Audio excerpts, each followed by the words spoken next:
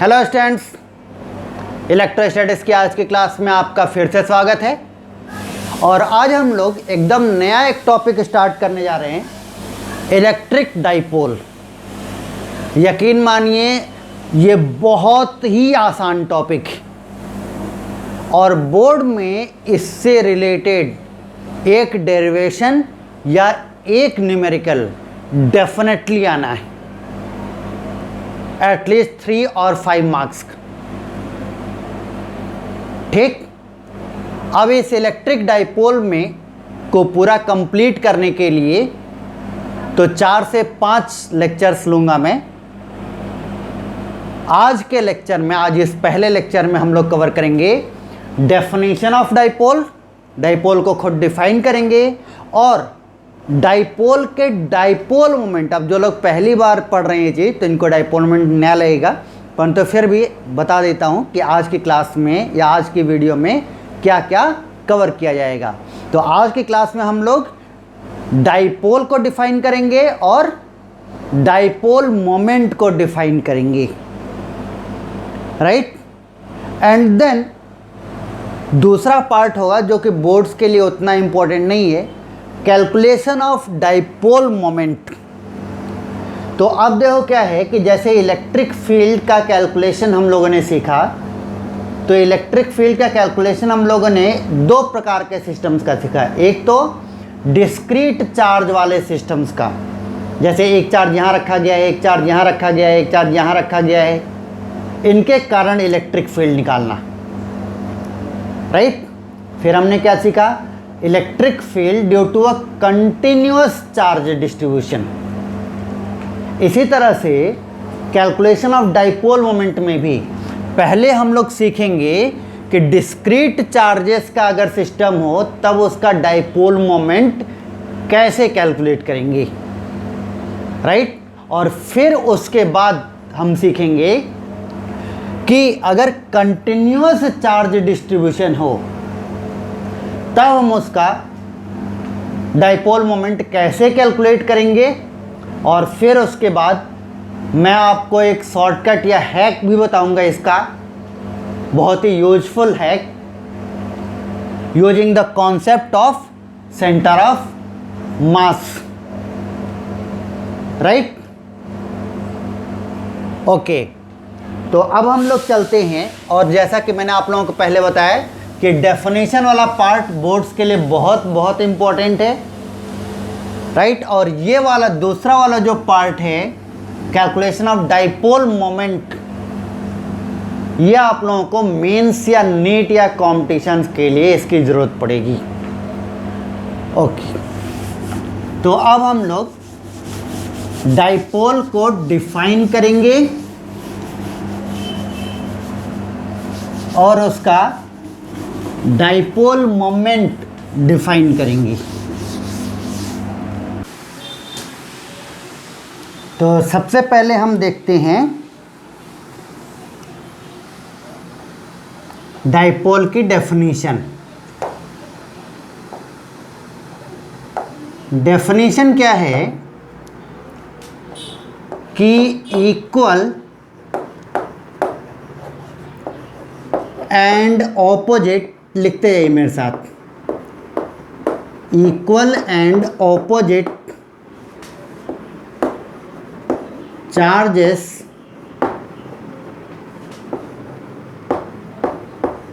kept at a very small distance, very small distance,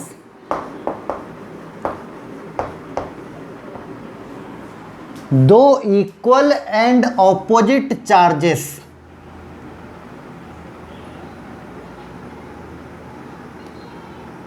for example -q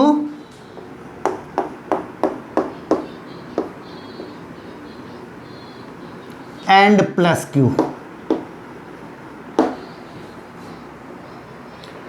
kept at a very small distance,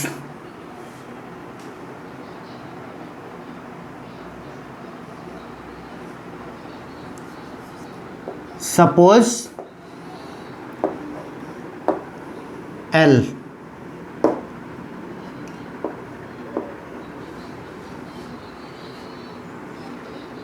will be known as electric dipole.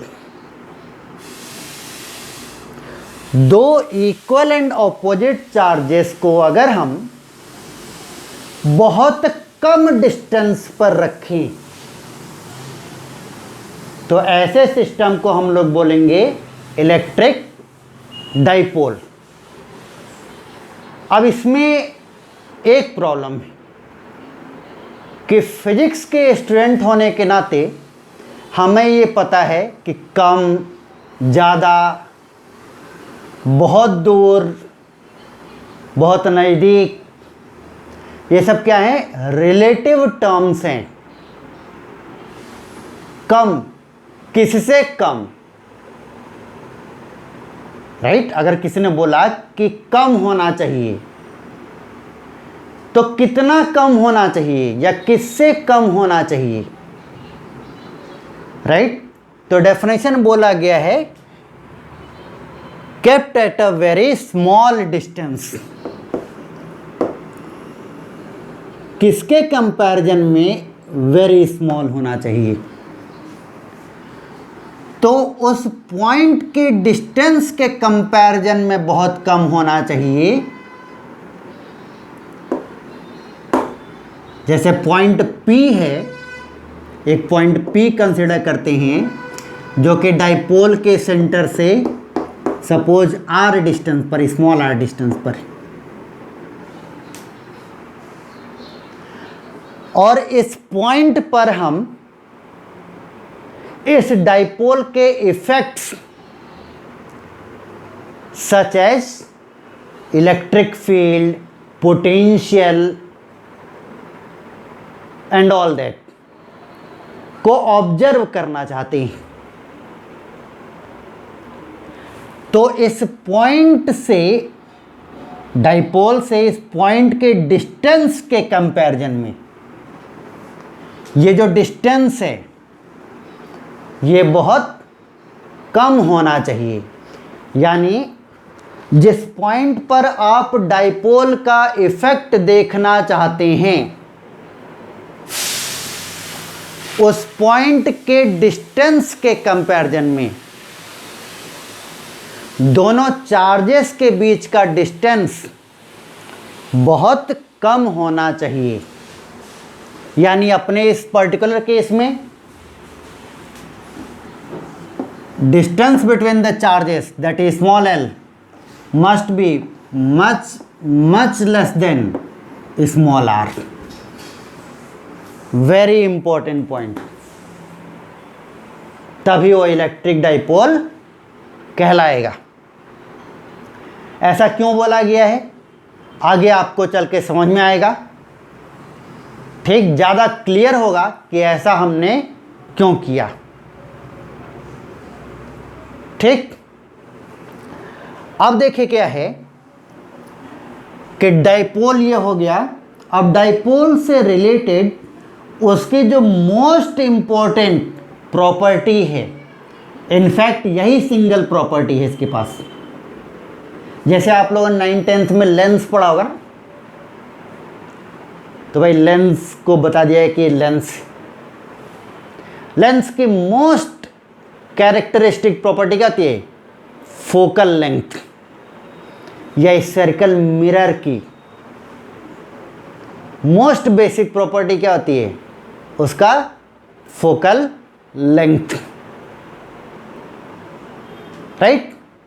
इसी तरह से हर dipole की जो characteristic property define की गई है वो define की गई है dipole moment.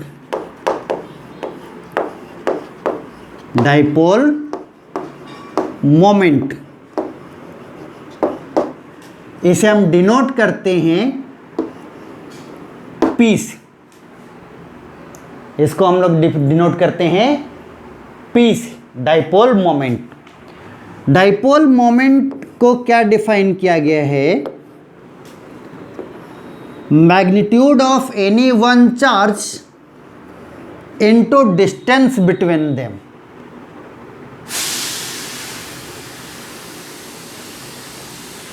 Dipole moment of a dipole क्या डिफाइन किया गया है? Magnitude of any one charge multiplied by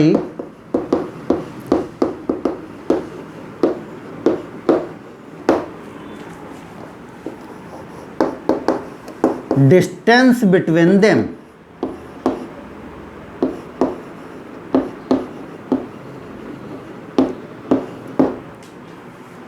ठीक, टोटल चार्ज नहीं, क्योंकि टोटल चार्ज तो जीरो हो जाए, माइनस क्यू प्लस क्यू मिलके जीरो। ठीक है, टोटल चार्ज नहीं, magnitude of any one charge, इसका मैग्नीट्यूड ले लीजिए चाहे इसका मैग्नीट्यूड ले लीजिए, दोनों बराबर आएगा, इनटू डिस्टेंस बिटवीन देम। और डाइपोल मोमेंट की डायरेक्शन भी डिफाइन की गई, जैसे डिस्प्लेसमेंट का अपना डायरेक्शन होता है ना, वेलोसिटी का अपना डायरेक्शन होता है, इलेक्ट्रिक फील्ड का अपना डायरेक्शन होता है, फोर्स का अपना डायरेक्शन होता है, इसी प्रकार से डाइपोल मोमेंट का भी डायरेक्शन होता है। इसका डायरेक्शन डिफाइन किया गया है from negative charge to positive charge. इस डाइपोल मोमेंट का डायरेक्शन डिफाइन किया गया है from negative charge to positive charge, यानी ऐसे माइनस क्यू से प्लस क्यू तक।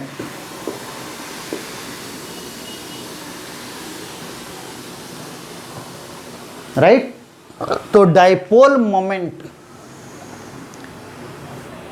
का मैग्नीट्यूड होगा magnitude of any one charge into distance between them, और उसके पास अपना डायरेक्शन भी होगा from negative charge to positive charge. तो अगर डाइपोल मोमेंट के पास डिस्प्लेसमेंट, वेलोसिटी, एक्सेलरेशन, फोर्स वगैरह की तरह डायरेक्शन भी है, तो डाइपोल मोमेंट कैसे क्वांटिटी हुई? स्केलर और vector? Definitely a vector, right. तो dipole moment is a vector quantity, so dipole moment is a vector quantity. Dipole moment आपका एक वेक्टर क्वांटिटी होगा जिसे हम डिनोट करते हैं पीस।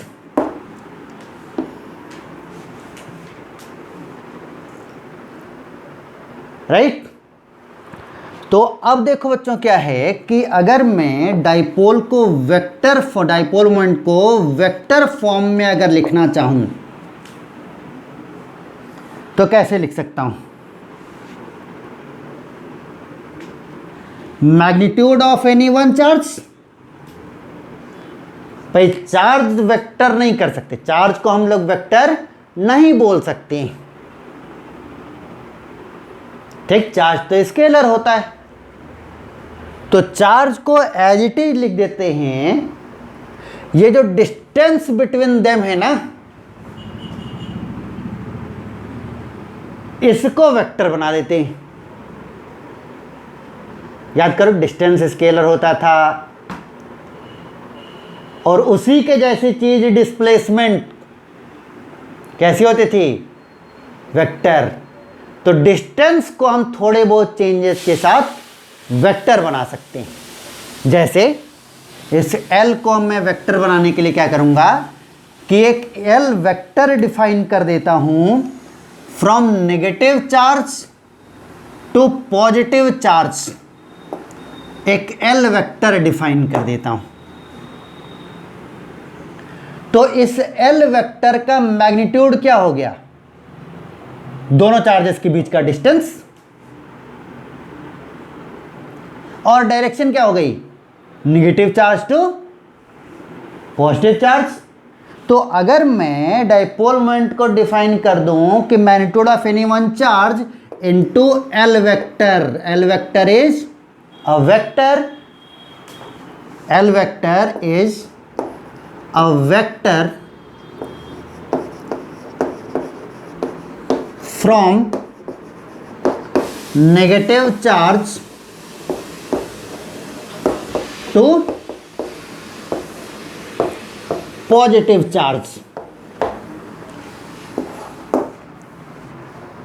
राइट। तो ये दोनों बातें, इसका मैग्नीट्यूड एज वेल एज इसका डायरेक्शन एक ही इक्वेशन में आ जाता है।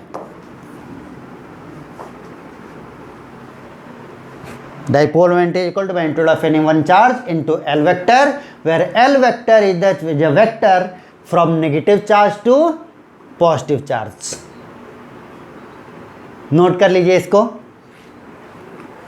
अब देखिए क्या है कि P is equal to Q into L।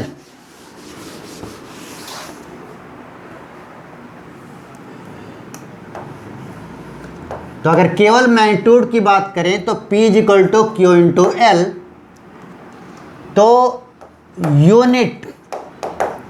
Unit of dipole moment क्या हो जाएगा? चार्ज की यूनिट कूलम,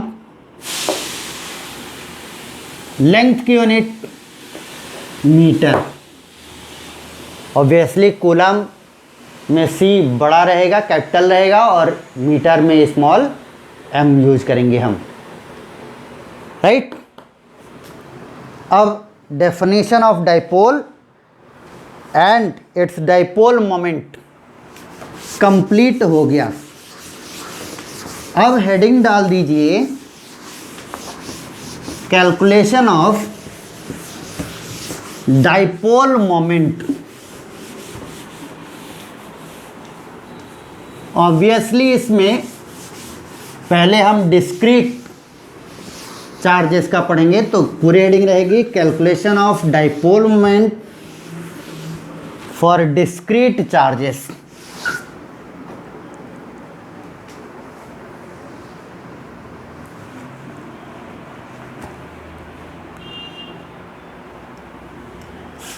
तो आप देखिए क्या है, एक एग्जांपल से स्टार्ट करते हैं।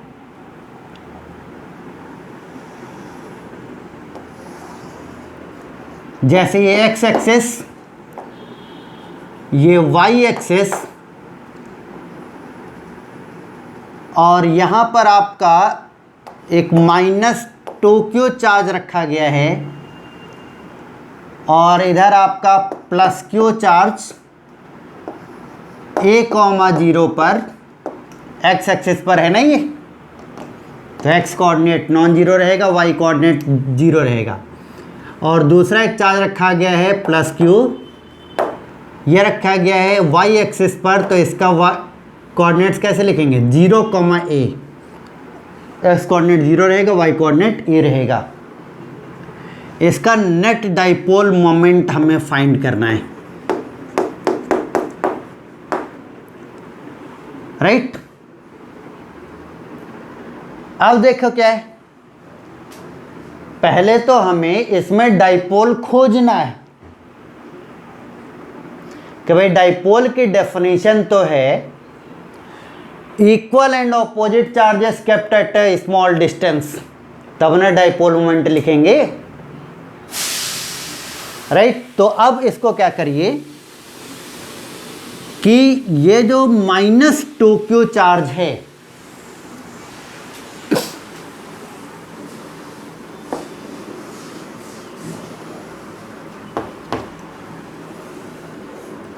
मैं सॉल्यूशन के लिए दूसरा चित्र बना रहा हूँ, और आप लोग भी ऐसे ही करिएगा, क्योंकि बाद में जब रिवीजन करने बैठते हैं तो क्वेश्चन अलग नहीं हो पाता। तो अब देखो बच्चों क्या है कि यहाँ पर बोला गया है कि +q चार्ज यहाँ रखा गया है, और एक +q चार्ज यहाँ रखा गया है। ये डिस्टेंस आपका a, एंड ये डिस्टेंस भी आपका a, और यहाँ पे रखा गया -2q चार्ज। तो अब डाइपोल बनाने के लिए क्या करते हैं ना, -2q को -q और -q में ब्रेक कर देते हैं, ताकि एक -q इसके साथ इस +q के साथ एक डाइपोल बना सके, नेगेटिव चार्ज से पॉजिटिव चार्ज तक ऐसे, राइट। और दूसरा -q इस +q के साथ एक डाइपोल बना सके,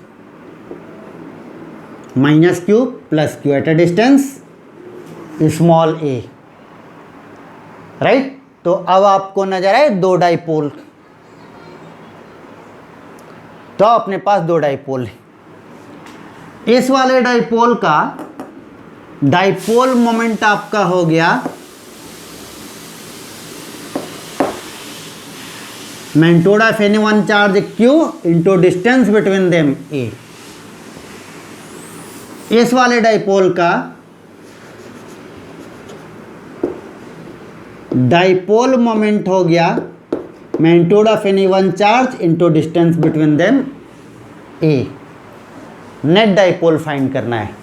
तो अब इस क्वेश्चन में कुछ नहीं बचा है, दो वेक्टर्स हैं, एक इस वाले डाइपोल का डाइपोल मोमेंट और एक इस वाले डाइपोल का डाइपोल मोमेंट, दोनों इक्वल हैं और 90 डिग्रीज पर है, और दोनों का वेक्टर रिजल्टेंट फाइंड करना है।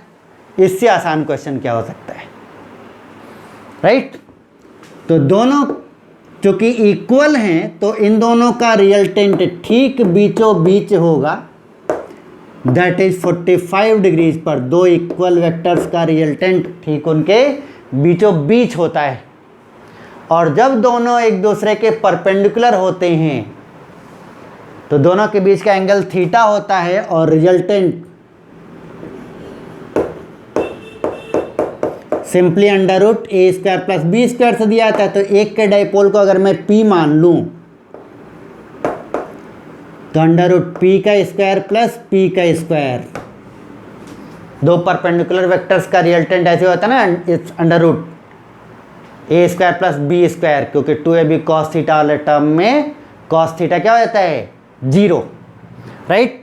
तो p net = p² √p² + p², p² बाहर आ जाएगा तो p बन जाएगा, और क्या बचेगा, √2। तो p net = p√2, that is q a √2 coulomb metre, right. चलो अब नेक्स्ट क्वेश्चन पर चलते हैं।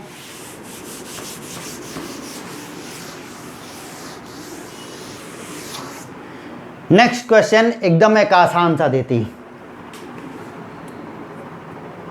खासकर इसको करने के बाद।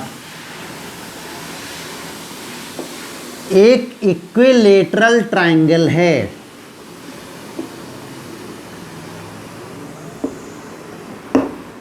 -2q चार्ज यहां, एक +q यहां, एक +q यहां,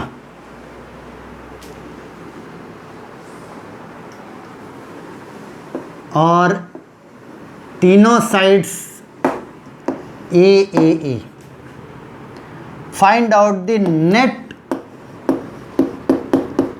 डाइपोल मोमेंट। तो फिर से वही बात है कि भाई इसमें डाइपोल कहाँ है, और सबसे पहले तो वीडियो पॉज करें, सॉल्व करें, और फिर रिज्यूम करके सॉल्यूशन देखें। तो सबसे पहले बच्चों इसमें डाइपोल कहाँ है, तो जैसा पिछले क्वेश्चन में किए थे, हम लोग क्या करेंगे,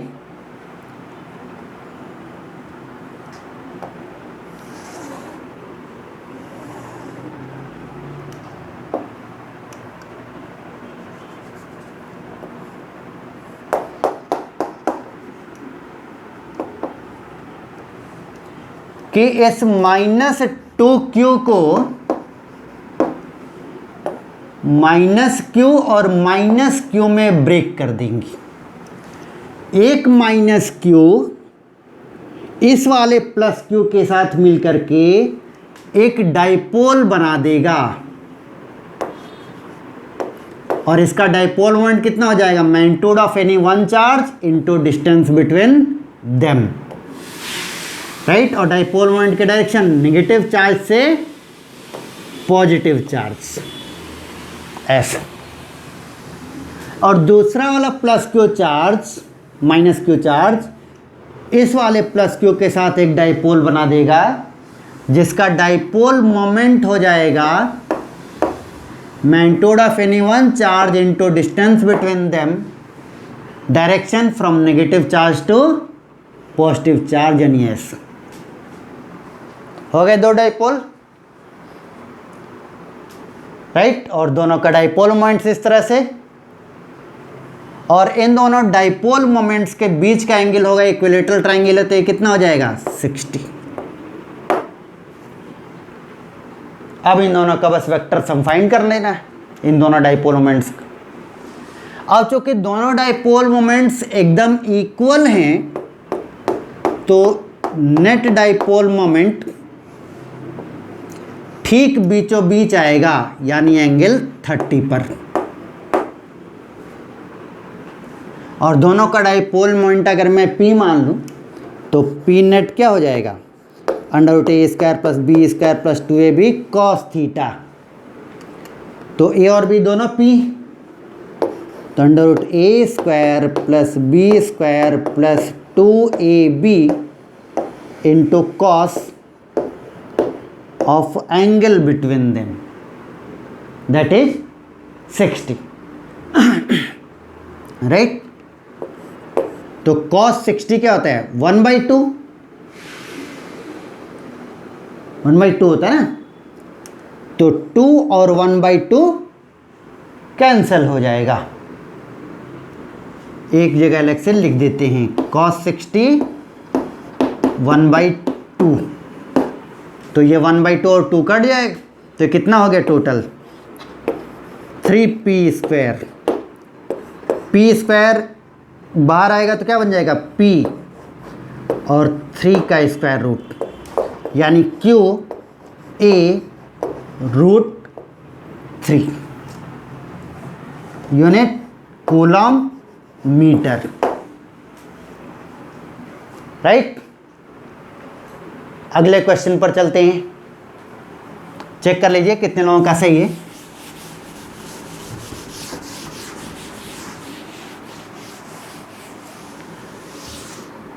अब की बार मैं आप लोगों को देता हूं एक स्क्वायर,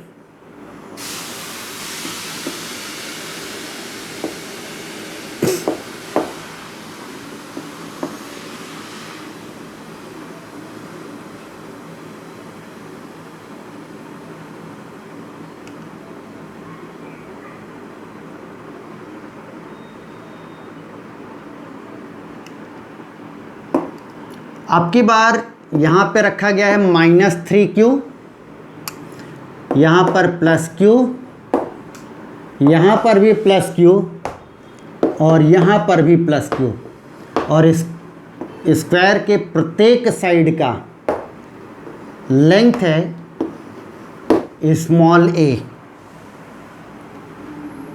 फिर से फाइंड करना है net dipole moment. Video pause करें, बहुत ज़्यादा फर्क नहीं है पिछले क्वेश्चंस में और इस क्वेश्चन में। अब की बार बस 3 वेक्टर्स का सम निकालना है।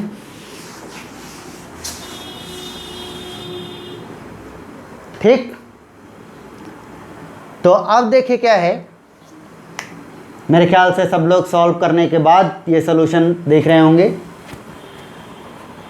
कि सबसे पहला काम तो हमें डाइपोल खोजना है। तो डाइपोल देखने के लिए मैं क्या करता हूं कि इस -3q को 3 -q में ब्रेक कर देता हूं। एक -q, एक -q, एक -q। ये वाला -q इस +q के साथ एक डाइपोल बनाएगा from negative charge to positive charge, और उसका मैग्नीट्यूड हो जाएगा magnitude of any one charge into distance between them, Q into a. एक नेगेटिव चार्ज इस वाले प्लस Q चार्ज के साथ डाइपोल बनाएगा from negative charge to positive charge, और इसका डाइपोल मोमेंट हो जाएगा magnitude of any one charge into distance between them, right. अब देखो क्या है कि ये दोनों डाइपोल मोमेंट्स एकदम इक्वल आए हैं, तो इन दोनों को मैं P और P से डिनोट कर देता हूं, मतलब इन दोनों का मैग्नीट्यूड हो जाएगा P, राइट। तीसरा वाला जो डाइपोल है, तीसरा वाला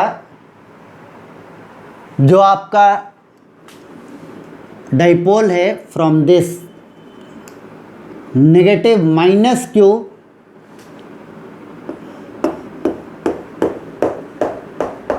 to plus Q, minus Q to plus Q, ये होगा negative charge to positive charge ऐसा, और इसके डाइपोल मोमेंट को मैं बोल देता हूं P1। इसकी वैल्यू कितनी हो जाएगी, magnitude of one charge that is Q into distance between them. तो अब ये देखो बच्चों, स्क्वायर था, तो स्क्वायर का साइड अगर पता है A, तो डायगोनल कितना हो जाएगा, डायगोनल का ही लेंथ है ना, square root A square plus A square, तो ये कितना हो गया है A√2, ठीक। तो अब देखिए क्या है कि अब अपने पास सिंपली बहुत कुछ खास नहीं है, सिंपली 3 वेक्टर्स हैं,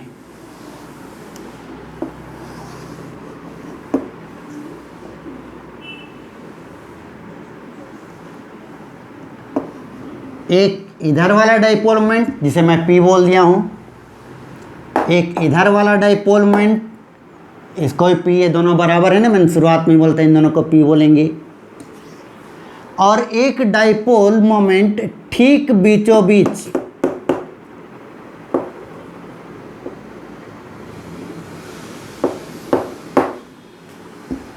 जिसकी वैल्यू मैं लिख सकता हूं, इन इसका डाइपोल मोमेंट और इसका डाइपोल मोमेंट कितना है QA, और इसका कितना है QA√2। तो अगर मैं Q इंटू ए को P बोल रहा हूं, तो Q इंटू ए QA√2 क्या बोल सकता हूं, P√2। तो इसका डाइपोल मोमेंट हो गया है P√2, यहाँ लिख भी देते हैं ताकि कोई कंफ्यूजन ना हो, P will be P is equal to QA, तब हमने बोला इस बीच वाले को P√2, राइट। तो अब देखो बच्चों क्या है, इन तीनों का रिजल्टेंट निकालना है, तो इन तीनों का रिजल्टेंट निकालने के लिए केवल इन दोनों को अगर देखा जाए तो एक P ऐसे है, एक P ऐसे है, दोनों के बीच का एंगल 90, इन दोनों की बात कर रहे हैं, तो इन दोनों का रिजल्टेंट हो जाएगा ठीक बीचों बीच, दैट इज एट 45 डिग्रीज, इसका स्क्वायर प्लस इसका स्क्वायर का under root A square plus B square, और दोनों परपेंडिकुलर हैं या दोनों के बीच का एंगल 90 है, तो 2AB cos थीटा में cos थीटा वाला टर्म 0 हो जाएगा, तो केवल under root A square plus B square बचेगा। तो ये कितना हो जाएगा, 2P स्क्वायर हो गया, तो P बाहर आ जाएगा और बचेगा कितना, P√2। यानी कि इन दोनों का रिजल्टेंट ठीक बीचों बीच, यानी ठीक तीसरे वाले की लाइन पर, ठीक तीसरे वाले की लाइन पर कितना आएगा, P√2। राइट, यानी कि इन दोनों के कारण कितना आ जाएगा, P√2 और आ जाएगा। तो P नेट